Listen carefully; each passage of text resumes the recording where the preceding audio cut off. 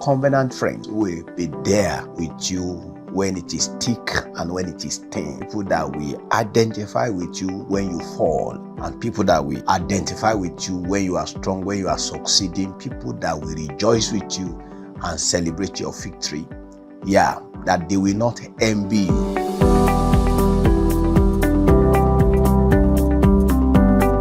Father, Lord, we thank you. Glory be to your name. Thank you, Father. In Jesus' name we pray. Amen. Genesis 2:18. Genesis 2:18.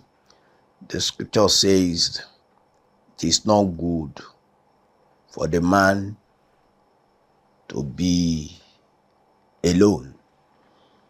The Lord God said, it is not good for the man to be alone. I will make a companion for him who corresponds to him. May the Lord bless this word in our heart in Jesus' name. Now, I've spoken generally about having fellow human relationships as antidote for to loneliness. Now, I want to speak on, making a choice of a married partner. Making a choice of a married partner.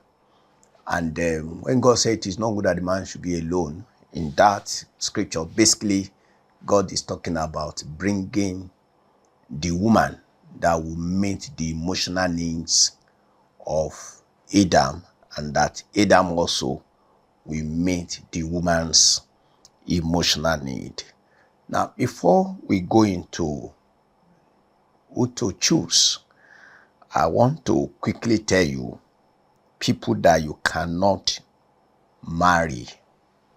You have to run away from toxic people, because it is better for you to be lonely than to marry this set of 10 people I want to itemize to you. Number one, the angry. Don't marry an angry man or an angry woman. Proverbs 21 verses 9 and 19. Then 2, don't marry the liar. They are toxic. Liars are toxic. 3, don't marry the arrogant. The arrogant are toxic. 4, don't marry the foolish. They will not be, the foolish person will not be a good married partner. Then 5, don't marry the lazy. There are people who are lazy.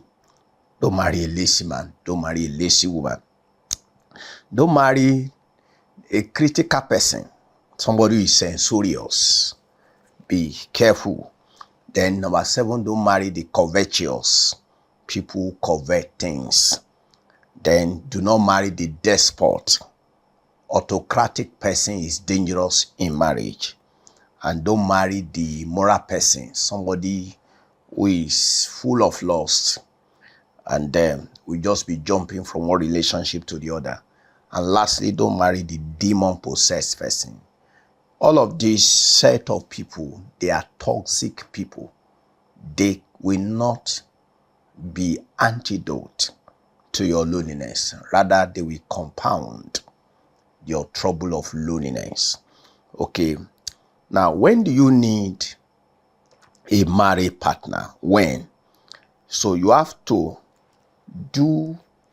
look for married partner for correct reason. Don't try to do marry because you want to spite your parents. Don't rush into getting married because you have a negative self-image of yourself. And don't marry because you want to be a therapist or a counselor to your fiancé or your fiancée. And then don't marry because you are afraid of being left out. You don't want to remain a bachelor for life or being a spinster for years. And don't marry because you are afraid of being independent. Don't marry because you want to rebound. Somebody had hurt you before. You were in relationship with this guy before. Now he hurt you. He cheated you and went on his way. Now you are stranded. Again, he's coming back. You want to marry him again. You are entering into another troubles.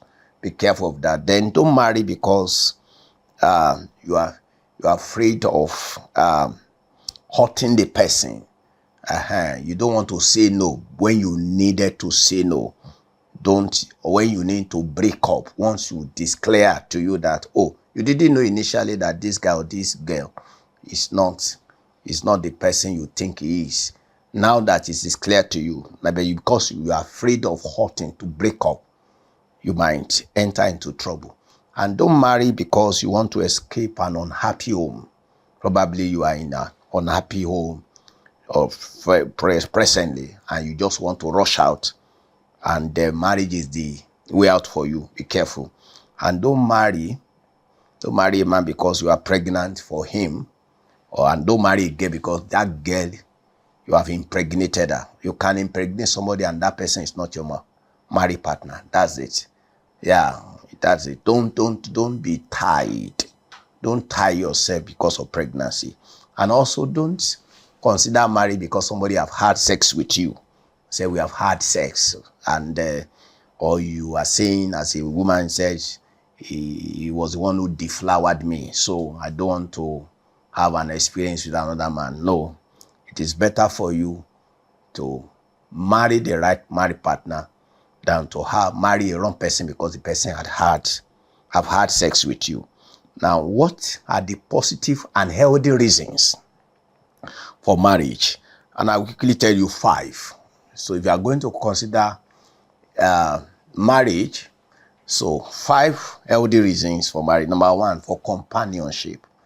And to have a companion, you need someone that you have the same source. Yeah, God must be the source of your life, and God must be the source of his or her life. And you must have the same spirit. The Holy Spirit must be in you, and the Holy Spirit must be in her or in him.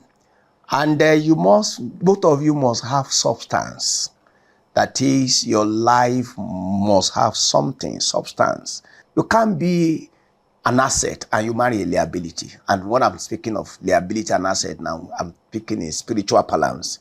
There are assets in the kingdom of God. There are liabilities in the kingdom of God. So, when we are considering marriage, marry someone who has substance. What is the substance? A kingdom single is that person whose concern primarily is the Lord and the things of God, and whose concern is to please the Lord and also want to be pure. That's the person you can marry. That's somebody who is a real partner. And the second reason, healthy reason, is to work together. Yeah, and fulfill your own and each other's needs. That you have to bring in somebody that both of you will be working together, the work that God gave to you, and you will both fulfilling each other's need.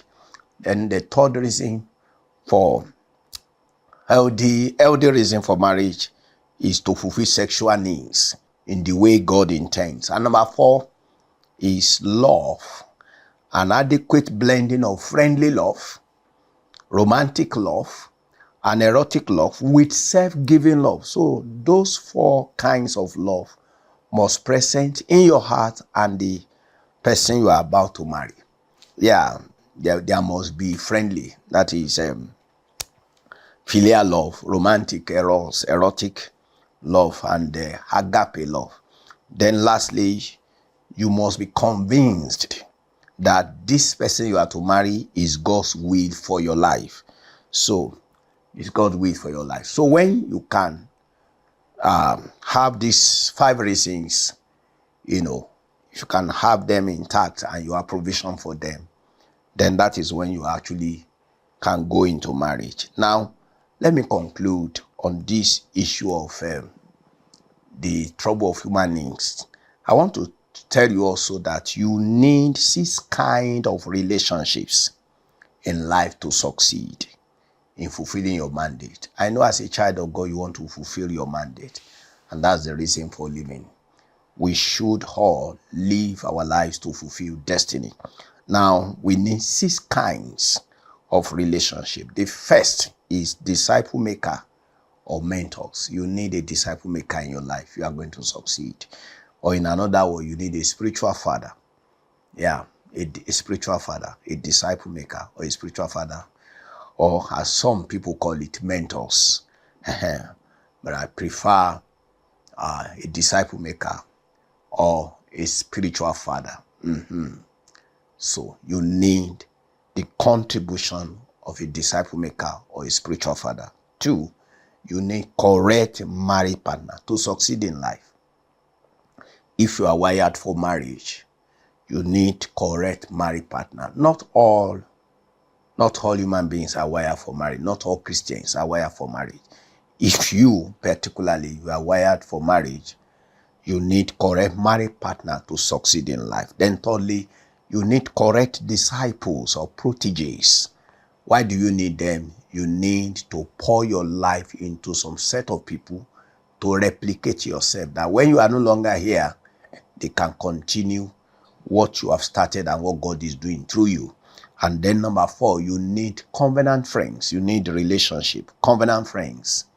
Yeah, covenant friends who will be there with you when it is thick and when it is thin.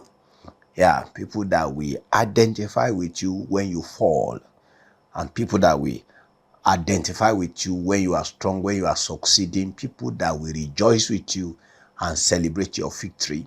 Yeah, that they will not envy you, and people that will not only sympathize with you when you make mistakes, but they will rather empathize and be there to ensure that you bounce back.